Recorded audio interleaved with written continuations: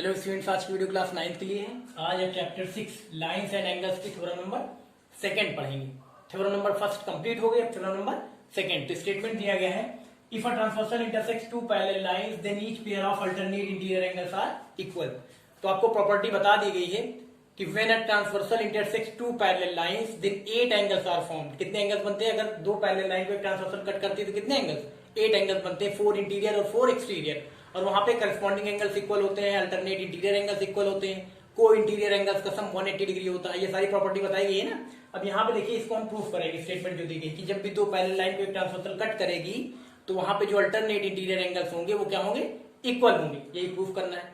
तो यहाँ पे देखिए, स्टेटमेंट के अकॉर्डिंग यहाँ पे डायग्राम बना दिया गया, एक फिगर बना दिया गया। जैसा कि दो पैरेलल लाइन ए बी और सी डी है, जिसको एक transversal P Q two distinct point R और पॉइंट एस पे इंटरसेक्ट कर रही है। ठीक है, तो चलिए अब यहाँ पे इसकी स्टेटमेंट के अकॉर्डिंग डायग्राम बना लिया गया। अब इसके बाद देखिए, जब ये थ्योरम हम करते हैं तो सबसे पहले गिवन लिखते हैं। सबसे पहले हेडिंग क्या लिखते हैं?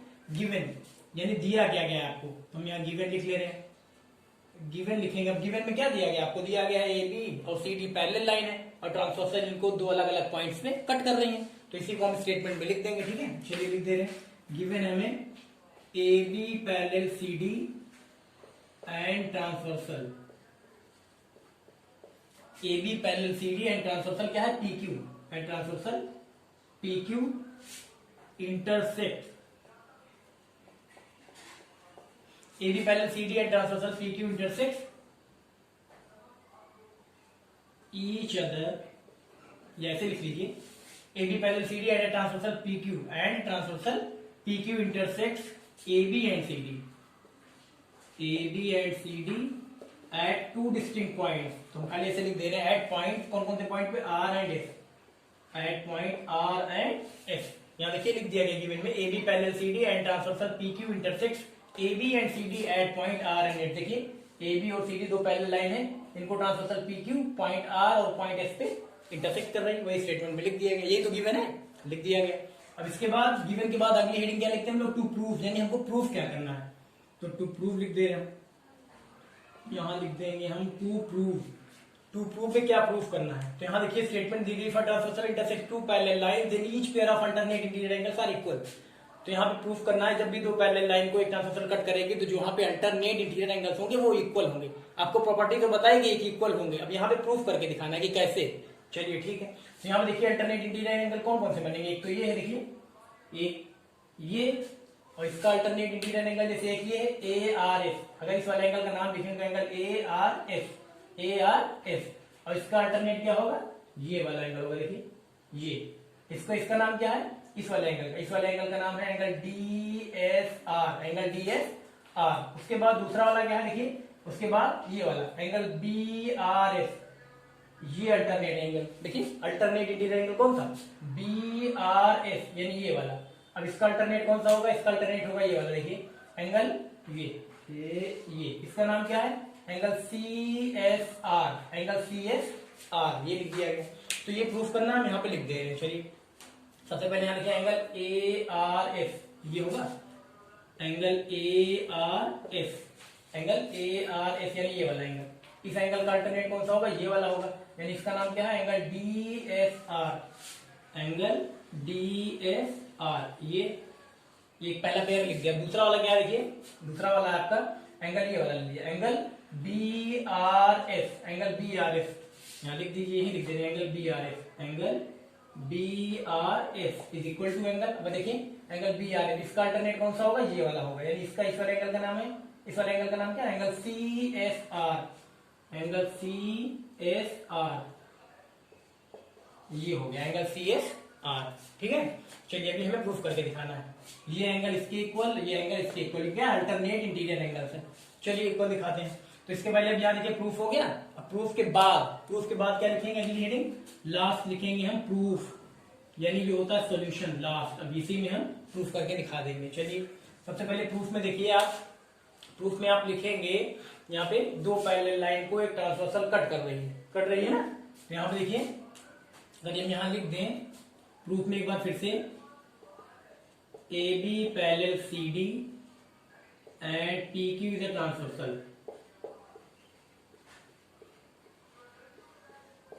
AB parallel CD and PQ is a transversal.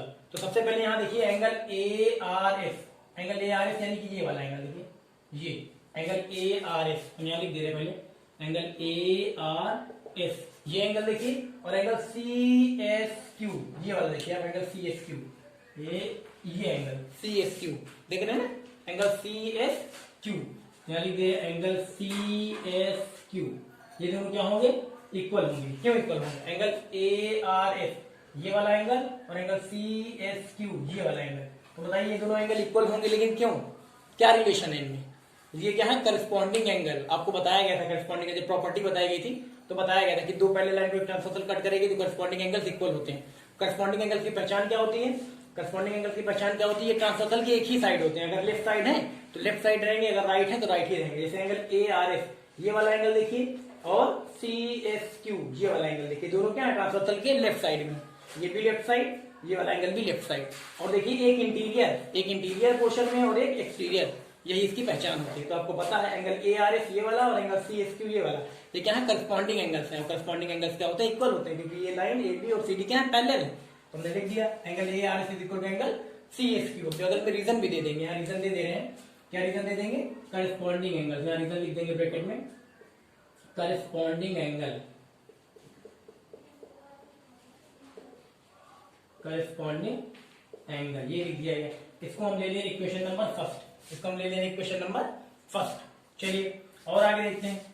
अब यहाँ पे और आगे देखिए आप, एंगल सी एस क्यू ये एंगल देखिए, ये वाला सी एस क्यू ये देखिए, और ये एंगल देखिए, ये वाला angle D S R, angle D S R ये वाला देख रहे हैं, ये दोनों कौन से हैं, ये भी दोनों इक्वल होंगे।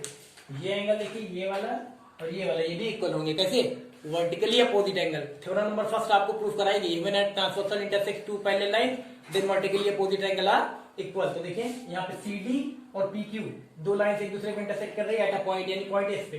तो इस तरह जो वर्टिकली अपोजिट एंगल होंगे, आमने सामने वाले एंगल क्या होंगे, इक्वल होंगे, क्योंकि वर्टिकली अपोजिट एंगल होते हैं। थ्योरम नंबर फर्स्ट में आपको प्रूफ कराया गया है। चलिए हम लिख दे रहे हैं एंगल सी एस क्यू और एंगल डी एस आर ये इक्वल है यहाँ पे, एंड ऐसे करके लिख दीजिए आप, एंगल सी एस क्यू और कौन सा है, सी एस क्यू ये वाला, और एंगल डी एस आर ये वाला। चलिए सी एस क्यू और angle D S R, angle D S R ये भी दोनों इक्वल होंगे। क्यों इक्वल होंगे, रीजन भी लिखना पड़ेगा, vertically opposite angle, vertically opposite angle यहाँ हम लिख दे रहे वर्टिकली अपोजिट एंगल। इसको हम ले लेने इक्वेशन नंबर सेकंड, इसको क्या ले लेने इक्वेशन नंबर सेकंड। अब यहाँ देखिए दोनों इक्वेशन को कंपेयर कराइए, from equation first and second, from first and second, तो दोनों में देखिए कंपेयर कराइए।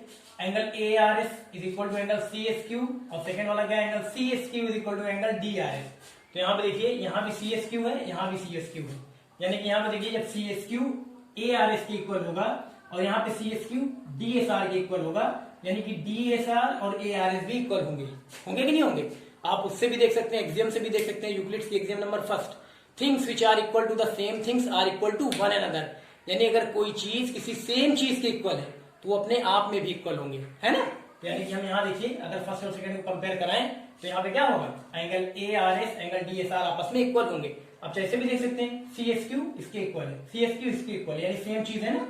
तो आपको एग्जाम से भी पता कर सकते हैं, things which are equal to the same things are equal to one another. यानी चीजें अगर सेम चीज की कोई चीज है वो किसी एक जैसी चीज की इक्वल है तो वो क्या होगी, अपने आप में भी इक्वल होगी। ठीक है, तो अपने आप में भी इक्वल होगी, यानी कि एंगल ए आर एस और एंगल डी एस आर ये इक्वल होंगे। तो हम लिख दे रहे हैं, चलिए फ्रॉम फर्स्ट और सेकंड हमें मिला एंगल ए आर एस, नाम लिख दे रहे हैं angle A R S is equal to angle D S R. Angle A R S ये वाला और एंगल डी एस आर ये क्या होंगे, इक्वल होंगे फर्स्ट और सेकंड से, होगा ना, ये हो गया। तो यहाँ पे देखिए आपको जो प्रूफ करना था एंगल ए आर एस और angle D S R, angle A R S और एंगल डी एस आर ये क्या हो गया, प्रूफ हो गया।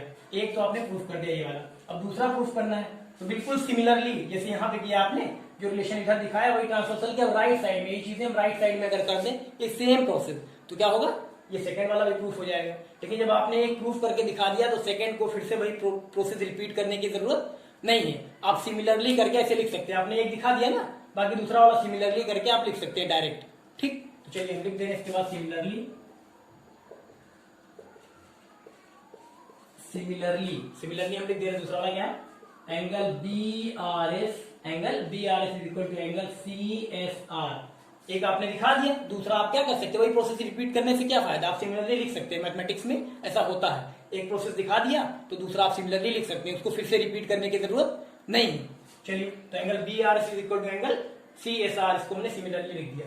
यहाँ पे दोनों चीजें आपने प्रूफ कर दी तो हो जाएगा हेंस प्रूव्ड, आप लिख सकते हैं यहाँ पे हेंस प्रूव्ड।